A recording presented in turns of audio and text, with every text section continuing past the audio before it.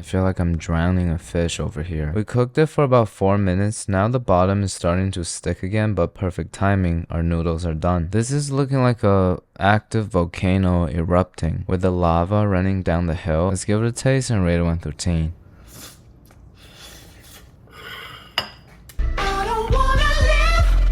It's like drinking mac and cheese sauce. Give it a try if you're into that. 4 out of 10. Give me some suggestions on what to do with this. I feel bad wasting all this chemical. Alright, thank you.